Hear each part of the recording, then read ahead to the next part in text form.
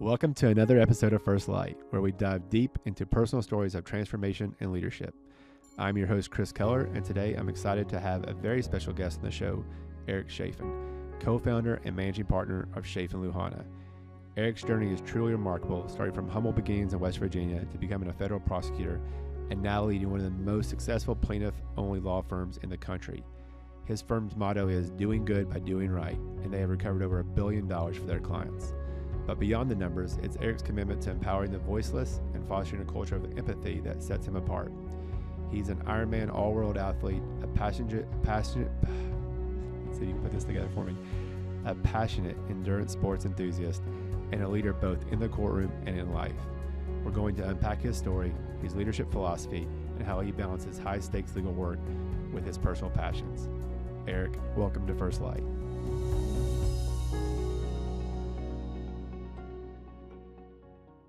Eric, I want to first start off by thanking you for joining me on First Light. You were a person that immediately, when I heard speak, I was like, man, this guy's amazing. And so I know you've had an incredible journey from growing up in West Virginia, your career as a federal prosecutor, and now as the leader of a major law firm. Can you kind of take us back to the beginning? What experiences shaped your decision to pursue a career in law? Yeah, so first of all, thank you, Chris, for having me on. I really appreciate the chance to connect with you, and just been watching your journey with Ironman and your firm, and just really excited with things you're doing, and love that you're doing this podcast. You were telling me a little bit about it offline, and really just impressed with just how much you push and grow, and I have a lot of respect for that. So appreciate you having me on. So thank you. And yeah, and just for myself, it's I think I've said to people a number of times now that when you think about it, when you're going through things at a younger age, you have a certain way of defining your sort of path and what you're aspiring to. And I think for so many of us, we're so focused on the future in certain breakpoints that we don't really think about where we are in the journey. And so going back and looking at my journey in reverse and then laying a story on it, Ryan Holiday would say that you have to be careful with that because it can really build an ego and a story that you have to live up to. But for me, I think it's just, it's more genuine now than what it had been. And so, I'm someone that came to terms with very young childhood sexual abuse when I was in my mid-40s. And so it's something I knew for myself, but didn't share with anyone else. And so did a lot of my individual work in order to get past a lot of triggers and things that controlled me in life in different ways that I probably didn't understand fully. And now looking back, I mean, that's a lot of what defined my sense of justice and, what it is I want to do in terms of helping my clients, and have been helping my clients for a long time to do. And so those early childhood days that were challenging have now, I think, turned into a lot of positive for me and perhaps other people, just the impact that we've been able to have at the firm. So.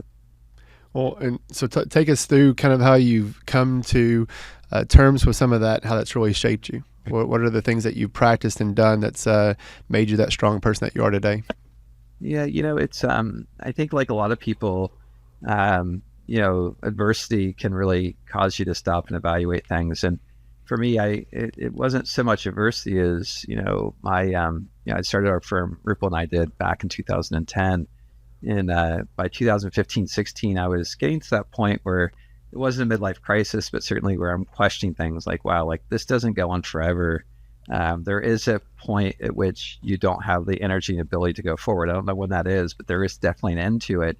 And so it caused me to slow down and say, hold on a second, are you really taking care of yourself? And so I went and started doing meditation. It was actually January 8th, 2015. And that was probably the first step to kind of waking me or opening my eyes to some of the things that were going on for myself. And so through actually learning to sit with myself quietly, I kind of had the space to really have understanding and perspective on some of my subconscious thoughts, and was going through some marriage counseling with my now ex-wife at the time. And, a therapist said to me, it's like, Eric, something's come up that I've seen, and have you talked to anyone about this? And so through her, I found my way to an EMDR expert, which is, really particularized field of study in terms of mental health that EMDR therapy I use a lot with my clients now to help them overcome trauma. But started doing EMDR therapy at one point, and so that was more like the mental health part of it for me. And then of course there's the other part of it, which is the physical. And I realized that, like, hold on, like, I really could build a life myself at work and the stuff I was doing, but not as much for myself individually with surrounding myself with friends or letting other people in. And so part of what I did was push myself to go do cycling, do running. I got involved in Peloton, and eventually it led me to like Ironman races, for example, which have been really connective for me, even though I'm not racing right now, and but developed a lot of good friendships from it. So let's talk about the meditation. So one of the things that I've talked about a lot in my journey and what really kind of transformed my life was The Power of the Miracle Morning by Hal Elrod, and the 5 a.m. Club, those types of books. And so for me, getting up that extra hour early, having that opportunity to sit in silence, start meditating. Then I added the physical component as well, and started going out for runs, and that led me to half Ironmans as well. So talk about that transformation for you, and how you were able to take meditation, sitting in silence, and really change your life. Yeah. It's interesting. I think that so much of what we do and how we try to grow is so focused on movement, and but it's not always the right movement. And it's interesting, as you just said, sitting in silence is a beginning point for different types of movement. And so I think each of us have similar journeys in that respect, and I think that's absolutely true. Like, you have to slow down in order to speed up. And I can see just some of the things you're doing with your life individually, but then also with your firm and how much you've grown.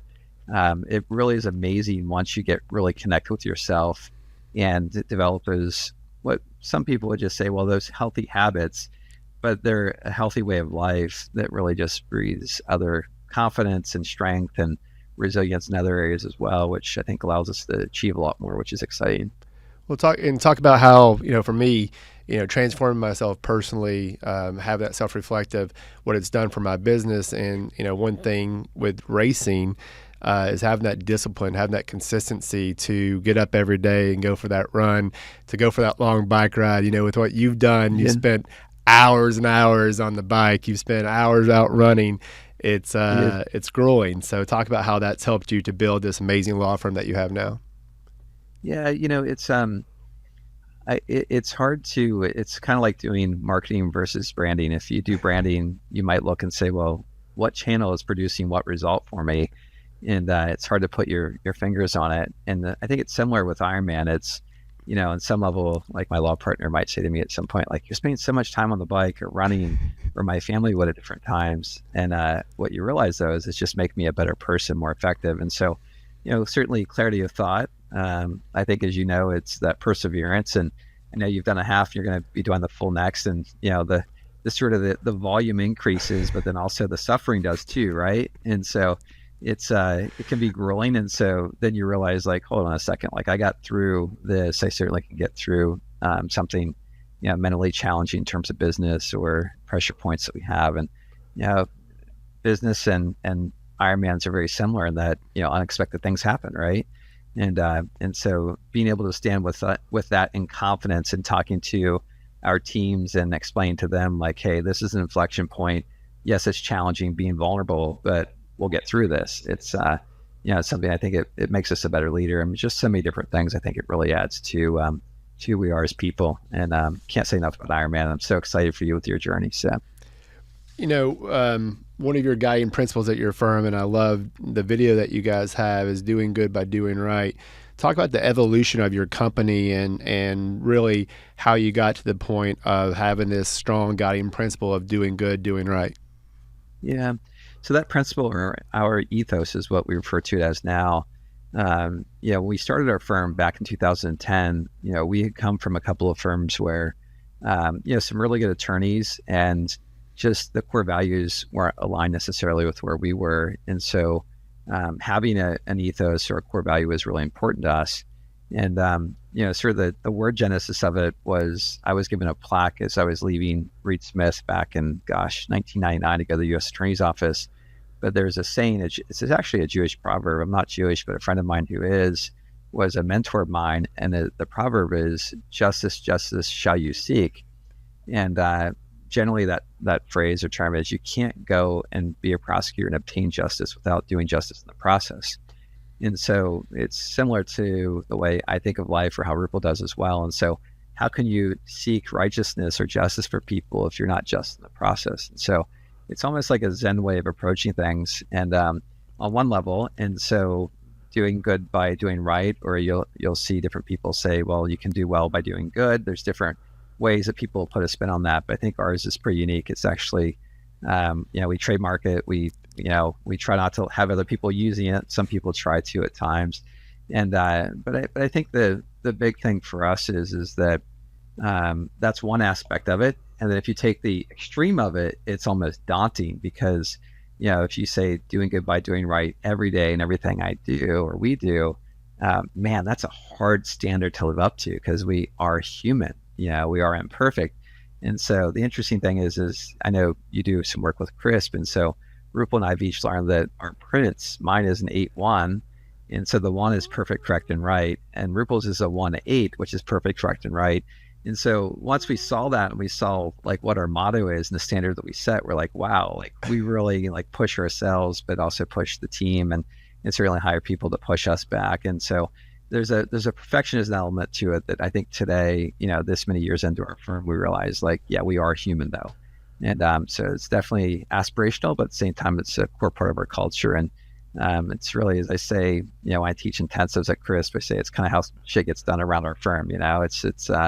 It's the standard that people push to and show to for our clients. Well, and talk about that, because one of the hard parts, I think, as a business owner or a leader is you come up with this motto, this guiding principle for your firm.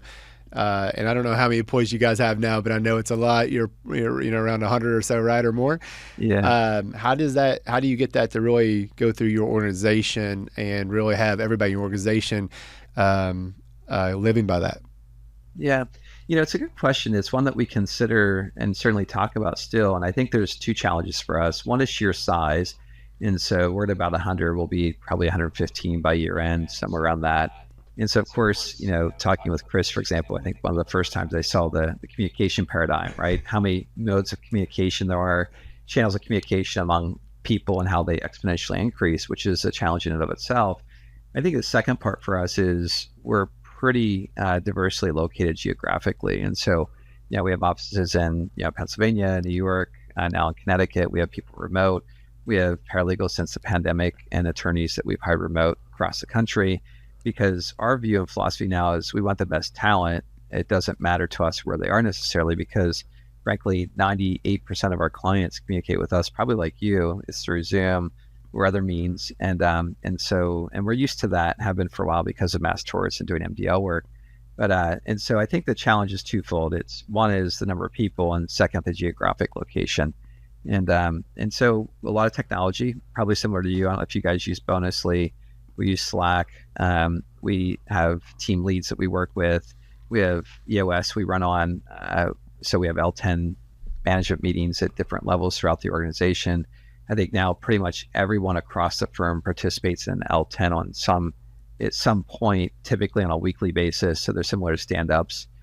We have a Jumbotron that we push out that shows the metrics in terms of where the firm is, as well as reinforces different wins based on the core values that we have. Our core values are hashtag in the bonus. There's just a lot of things like that. And because we don't necessarily have, the down the hallway communication at the water cooler examples. And so we try to broadcast those in different ways and have people give the values to each other, which creates the connection versus us, preaching them. And which we both know isn't as effective. We have to lead by example, but to say the words isn't as effective from us. But if we can show by example or have others show example of others within the team, that seems to work much more effectively for us and helps the culture. Well, one of the biggest things I learned from you in the intensive that I went to was the hiring funnel. Our firm recently put in place a hiring funnel. But I loved the message that the kind of the steps that you make your potential hires go through, and specifically the message that you recorded for them to listen to, and making sure that they want to work with these types of fanatics like you guys. So talk about how the hiring decision has really affected your ability to grow your firm in such a positive, good way. Yeah, well, first, Chris, I'm so happy to hear you guys are doing it too. I know you've grown so many by so many people, and probably like you, it's we grew from a similar size when we started working with Chris. I think is what you are, and it's one of those things where you hire people and you don't get the hires rate, so it gets so frustrating because you invest so much time and expense in training them, and so it's I wish I could say like since day one we started doing that. Before we met Chris, I actually had done some work trying to figure out the right questions to ask during interviews because I felt like it wasn't effective. And so I came up with some high growth mindset questions that really boded well with even what Chris was doing. And so the funnel, of course, is not mine. It's what Jess Mogul and others developed at Crisp. And it's really effective. Obviously, as you're seeing, it's challenging. It can be daunting. And so I've gone from myself doing it to teaching others to do it to now people I've taught are now teaching others to do it. We have a full-time recruiter in-house that works the funnel. And funnel always, to me, probably the same for you, is it always seems more sanitary because it's like literally putting people through a funnel, right? It's so it doesn't seem warm and connective, and that's something we've talked about. I know at the intensives we talk about, we have human connection. Where is that human connection? Because it can be through videos and tests that we're doing for candidates, but ultimately we're trying to figure out ways to validate, I think, those human beings, those people that we're working with. And I think our firm, like a lot of firms, we have our ethos, doing good by doing right, but most of us are looking for caring and compassionate people with our clients, but then they're also high growth mindset individuals. And so it's kind of like if you and I said like, well, show me people who do Ironmans, but they're also compassionate, empathetic. A lot of them aren't. They're just all about themselves driving forward and they're in their own race. But then you see the caring and compassionate people out on the course because they care for one another. They're talking through different things together on the course to entertain ourselves or each other, or being kind in different ways. And so it's there's a lot of analogies, I think, in terms of how we're hiring people or the people we're recruiting for our respective businesses. And I think that's really the great thing about the hiring funnel, is it gives us that ability to validate some of these things, but then also really focus in on what we're after and be able to communicate that to our team members who are doing interviews, and being able to have subsequent conversations with them about, was this a quality candidate and why is it a quality candidate, versus just they were good, oh yeah, they were not a bad person. Like, no, that's not helpful. Let's get specific. And that to me was the exciting thing about the funnel, and has been for us in terms of growing, and been fortunate enough to grow our team quite a bit from it. So. Yeah, it's truly amazing. I know you hit on this word in that answer. You talked about empathy, and I know that you've mentioned, in the past, that empathy is kind of the secret weapon of great trial attorneys, but also probably that of exceptional leaders and business owners. Can you talk about how empathy plays a role in your legal work and your approach? Yeah, I have to say it's empathy is such a challenge for so many of us. And when you say that, like, hold on a second, aren't you? Isn't everybody? And you could go to extreme examples of people that are just complete narcissists, so they don't have the ability to step out of themselves and hear things or see things from someone else's perspective. And so I find that as we grow older, I said the other day to somebody, like, it's so interesting. Like, when I was younger and I was quiet, I was bashful. Now, if I'm older and I'm quiet, I'm wise. Like, nothing's changed that. I mean, like, it has changed, but like, from just the mannerism has not changed from young to old. It's just what people perceive and what they bring to it. And but empathy for me, it's something that I probably struggled with when I was younger, because just by nature. But it's certainly part of something that just part of who I am, or interest I have. And I say that because, like, I've studied Imago relationship therapy, for example, and it's something that I've studied with my ex-wife. I'm currently engaged, and I spent a lot of time with my fiance. We spent time, she's working on her master's at Columbia in counseling. We just did a psychodrama workshop last week with a client for 2 days. I learned psychodrama through Rick Friedman up at Ethos in Washington State, who wrote Rules of the Road. And Rick's a brilliant attorney. And his wife actually is a psychodramatist that was taught by a woman out of New York, Louise Lipman, who I did the psychodrama with last week. But I say all this because it doesn't start and stop with the use of the word empathy. It's actually being a student of listening, understanding, and connection with people. and then trying to foster that genuine connection. And, we have so many things that rob us from being present, right? So many demands in our lives. And so I think that's the hard thing at times in life is people have so many demands. And so, if you've seen the intensive, we've talked about, like Tony Robbins talking about the 6 basic human needs, and some of those basic human needs and taking care of them for ourselves. So then we can be present and have growth and contribution. And I think a big part of growth and contribution is that empathy. And so it's, I spent a lot of time, and I will spend the rest of my life still trying to understand empathy and owning it and, participating in it. And, at the ranch, I was saying that before we started, I traveled this summer and had a great trip to England and Greece with the family. But before that, I spent 3 weeks in Wyoming on the Jerry Spence Ranch and studying the method. And it was the 30th anniversary of the trial school there. And Jerry came back for a couple of days to spend time with people and on the ranch. And it's probably his last trip to the ranch. And, and there was some incredible moments getting to see him, do a voir dire or hold counsel around a breakfast table or lunch table. And he has just such a quick way of connecting with people and understanding who they are. And, looking at someone and saying, man, your smile, like I saw him with one gentleman, is just like, your smile. He's like, you guys must open hearts with that smile. And like, the person can't help but respond. Right. And so it's fascinating to watch. And so to me, I say to people all the time, like empathy is first being a student of empathy and understanding and connection with others. And it's, and then figuring out for yourself, like what keeps you from that if you feel like you're not getting it, and then trying to work on that for ourselves. Like, what is it that prevents me from being present? Is it an intrusive thought about something else? Is it a trigger about something that you haven't processed for ourselves? And so that's the way I think about it, to be honest with you. So, one thing that's really, touching on me in this conversation is all the professional growth that you're still doing. I look at you as someone who's achieved so much and done so much already. But yeah, here you are 3 weeks in Wyoming at the trial school. One of my attorneys did it and just talked about what an amazing experience and life-changing experience was for him as a trial attorney. And these different seminars that you're going to. So talk about that, the importance there of that personal and professional growth that you're still experiencing, even though you've accomplished from an outsider looking in, so much, that I look up to. No, well, you're really kind. It's what most people say is, you stop learning, then there's something wrong, in my opinion. Right. And look at yourself. You've got your goals with Chattanooga next year. You've got your plan set out in terms of where you're going. And that journey is an incredible one. It takes a lot of hours of commitment in order to get there. And so it's, I'm sure you're listening to podcasts or doing different things on the bike or things you're doing.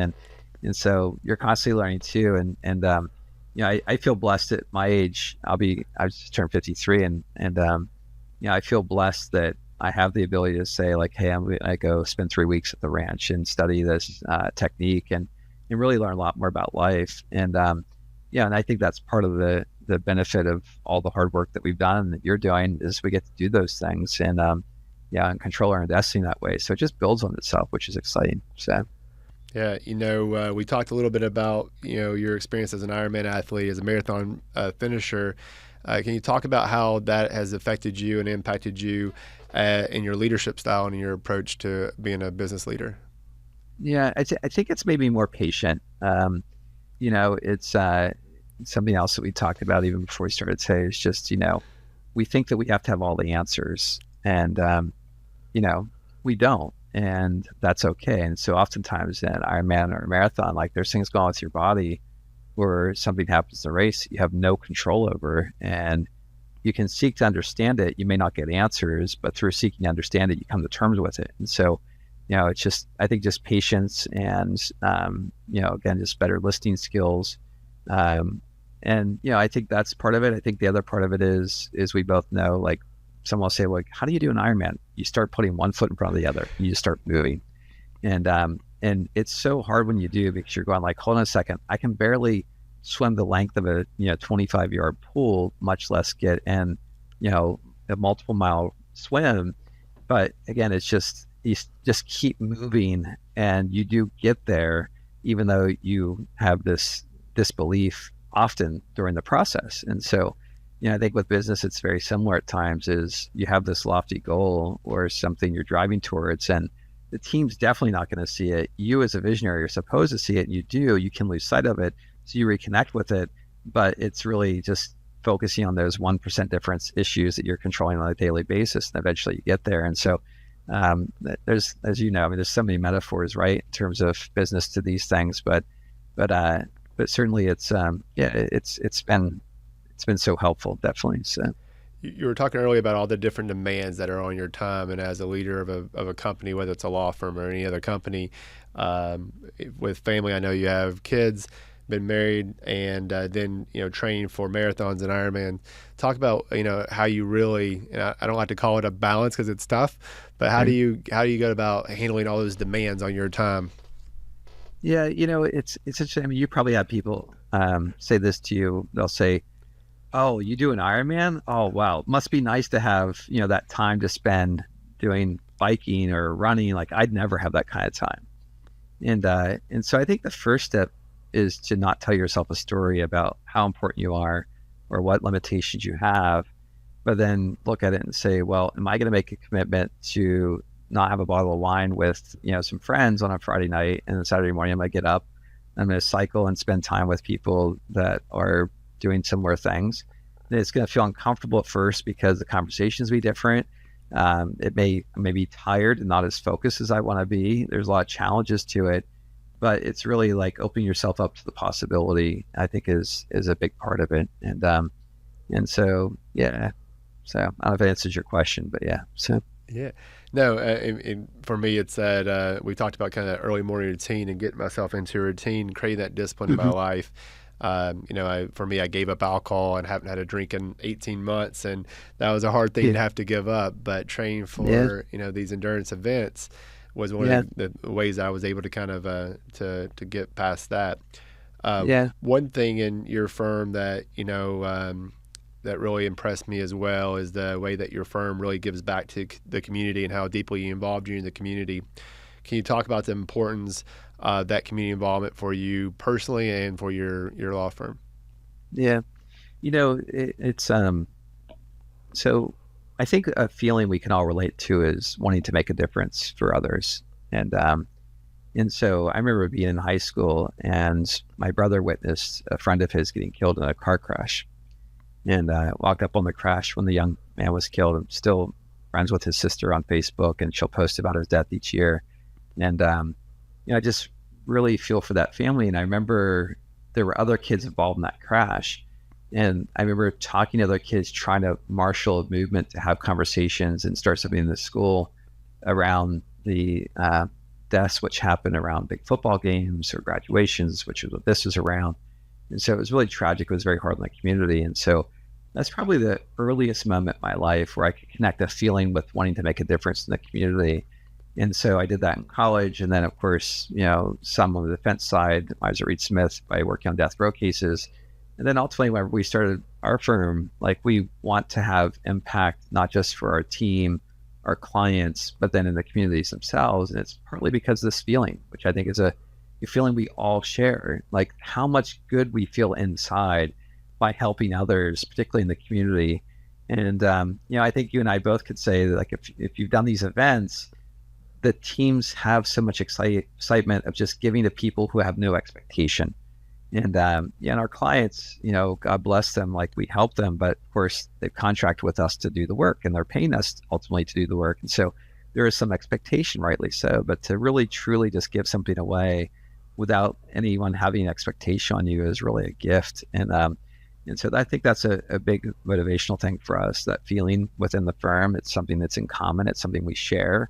It's something we screen for in empathy of people. And so, like our turkey giveaways, or probably the one that hit home most for me was doing the 10,000 sandwiches giveaway during the pandemic. It's, someone will ask me about it, and I still think of the sizzle video and just the feeling I get, that goodness of just seeing how many people were impacted. And that feeling of hope that people had is something that I relate to from, living through 9/11 as a prosecutor, working on, the investigation there. Like just all these different points, when I think about it, it's truly a feeling is what it is. And it's what motivates people to make a difference. And it's hopefully what we can tap into with jurors and and we tap into for our teams that feeling of hope and helping.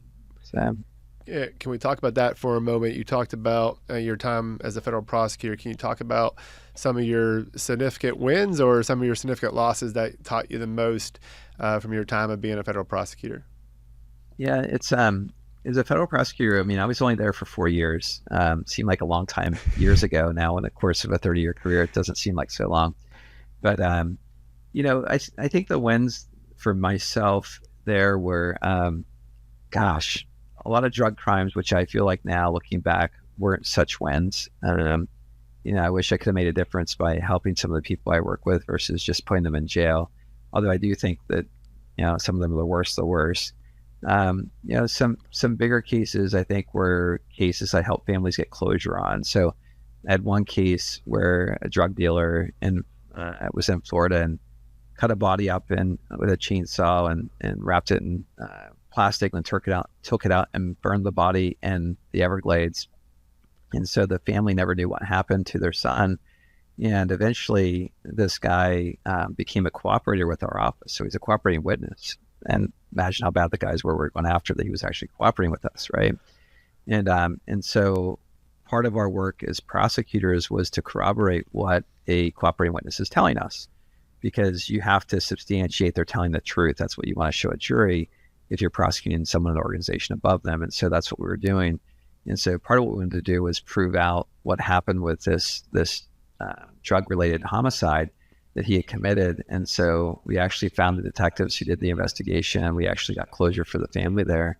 And as tragic as the circumstance was, it led to a lot of the prosecutions as well. And also, like I said, gave the family closure. So those types of cases were really meaningful to me because, again, if you've ever seen someone lose a son or a daughter, and I've seen it many times, including my own grandfather with my dad, it's just there's just such heartache in and of itself. But then to not have answers about how they were lost or how they were gone, I think it's some of the most tragic things we see of other humans. And that's just sad. And so in terms of quote unquote wins, like that probably would be, the most meaningful. So back then. And what about in the private practice? What, cases have really left a lasting impact on you and shaped you as an attorney, you as a leader, and as a business owner? Yeah. I think we learned, at least for me, it's kind of cliche, but I learned the most from my losses. I think that's something that's, true. And, we've had some big losses. So like the denture adhesive litigation, we litigated for a long time against 2 different companies. We were tremendously successful against one that had double the amount of active poison ingredient, for lack of a better word right now. The active ingredient that was at issue was twice as much in one product as the other.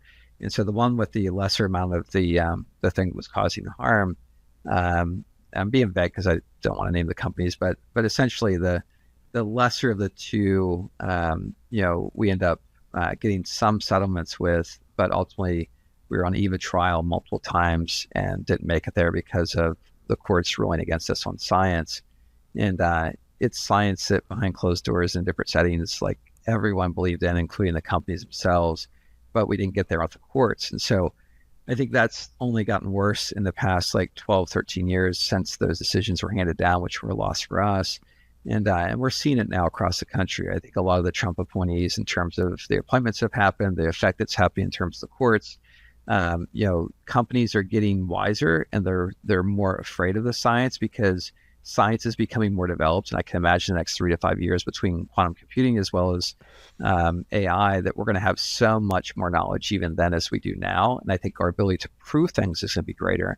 And so I'm excited about the turning of the tables, so to speak, in terms of what's happening. But I think the defendants all see this coming and know it. And so they're trying to get the courts to apply a more stringent standard, which is happening. And by nature, it's happening across the country. And I think that's a challenge for us. And so biggest losses is probably that denture adhesive litigation. We also were very heavily involved in Zantac, which we had an adverse ruling in Florida, which is up on appeal. And that's tough because I truly believe there are thousands of men and women who have been developed cancer because of that product, and that's really unfortunate. And so the losses are just a large magnitude because the sheer number of people that are affected. And that's the plus side of an MDL, a lot of the work we do is you get to help a lot of people, but it also, when you lose, you see the impact on a large number of people, which is unfortunate. One thing I wanted to talk to you about and touch on as well is the impact of business coaching on you personally, and then obviously now you find yourself helping other people like me and somebody I look up to you. So talk to us a little bit about that progression for you, as allowing business coaching into your business, and then ultimately giving back and helping young or even older business owners like myself to really grow as well. Yeah, no, it's first of all, you're giving me too many accolades for sure, and you're really kind. I appreciate that. But I think it's in terms of getting coaching, it's that mindset that we talked about a few minutes ago, which is being open to learning and realizing that if you're in the room and you're the person who knows the most, you're not necessarily growing. And so you got to be open to learning things from peers and other people. And so even like on the Spence Ranch, being there were much younger attorneys, and some just a year or two out of law school that haven't learned the bad habits we have as attorneys over years, and just can be really so genuine, authentic. And so I just find I can learn something from everybody. And and certainly on the business coaching side, I was always into like motivational, positive speaking in some way. And so when I saw Michael Mogul on stage, some people were turned off by Michael and his sort of sales approach at the summits, I should say. And so when I saw him back in like 2018, 19, I was more like, wow, this is really different. It's unique. And so when they started offering coaching in Chris Beck's, we were one of the original members. And so we really, I think, let a lot in. And so through the pandemic, there were challenges in terms of business and personally. And because of that coaching, I think it really helped me get through a lot of that. It was very positive. And so I can't say enough about it. I know you speak highly of the Chris coaching and the atmosphere, and I certainly do as well. And it's been really they're really kind. I think they recognize that we have something as a firm to offer. So I've taught intensives with them. Rupal's teaching vision now at one of the intensives with them, and it's nice to give back, and the connections. I mean, just connections with you and others through this process has been really wonderful. And so it's part of being around guys like you. I still get to grow, which I appreciate. So thank you. I appreciate that. Lastly, leave us with those words of wisdom. What, for the listeners out there that are listening, and they're in all, walks of life, all stages of life, what's that words of wisdom that you leave us with? Those parting words. Yeah, I'll tell you this way. So I use this analogy. So my dad died at 54 from lung cancer. He was a smoker, but also a steel worker. And so he was exposed to asbestos. And so the pulmonologist ultimately determined it was a synergistic effect between the two that caused his death. And I say that in a blunt way because it's just not emotional. That's what happened to my dad. And, my dad, though, was young, and he hadn't done or had an opportunity to really get his basic human needs met in a lot of ways in his life, such that he didn't have the ability to do his own work and do self-work. And so, he had to focus on, income and health insurance and different things that are basic human needs that so many of our clients face and deal with. And so if you're fortunate enough to have a church or something you're involved in, there's so many outlets spiritually in order to do that self-work on reflective listening and sermons and different things. Then, of course, if you are fortunate enough to get those really basic human needs met, then, of course, you can do even deeper work, perhaps, or different kind of work, and for yourself. And so my thing is, like, when my dad was dying and he was sick, I tried to connect with him emotionally. And he literally said to me, and that's, it wasn't malicious, it was just where he was, which is, don't give me that emotional bullshit. And so part of my journey has been, hold on, when my kids, if God bless me that if I'm able to say goodbye to my kids, I would never want to say that to them, but instead to be able to be there for them and to love them the way that I wish I could have been loved, right? And so that doesn't happen unless I do my own work. And so we see so much generational trauma handed down from one generation to the next. And so it's all within us to actually work through our issues or challenges. And some things are really simple, like a MAGA relationship therapy would say, like, we all have these ruptures we deal with. And so even with our spouses, there may be a power struggle that we don't understand, but we can understand it through that self-work. And so again, just, I think the simple way of saying it is do the work, like do the work for yourself and don't be afraid of it, because if you're afraid of it for yourself, then, think about how much more rich your life could be if you actually do those things, I guess is the way I would look at it. So, right. No, I appreciate it. And, that's going to be a motto for me now is do the work. I can't think of anything better than just do the work, show up every day and give it your best. So again, Eric, I can't thank you enough for taking your time, making time for me and to appear on First Light. So thank you so much for sharing your inspiring journey. I know that your story inspires me. Your leadership inspires me to be better every day. So I'm going to do the work. Yeah. Appreciate you inviting me on and creating this platform for everybody and allow me to be a part of the journey. So thank you. All right. Thank you. Hey, Eric, it's good to spend some time with you. I could spend, so much time with you. I mean, I just feel like every time I'm in your presence, I learn so much. So hopefully we can stay connected. And I know we've sent some cases your way and you've sent some cases back. So I appreciate that so much as well. Being able to work with your firm has been an amazing thing for us. So I really appreciate it. Same here. Yeah. Appreciate it, man. All right. Be well. All right. Thanks, Eric. That brings us to the end of this powerful conversation with Eric Chaffin. I hope his story of grit, resilience, and commitment to justice has inspired you as much as it has inspired me. Eric's approach to leadership, building a firm culture, and doing good by doing right offers lessons for anyone looking to make an impact in their work and community. Be sure to check out Chaffin on his work and follow Eric's journey. As always, if you've enjoyed today's episode, don't forget to subscribe, leave a review, and share it with someone who needs to hear this. Until next time, keep shining your light.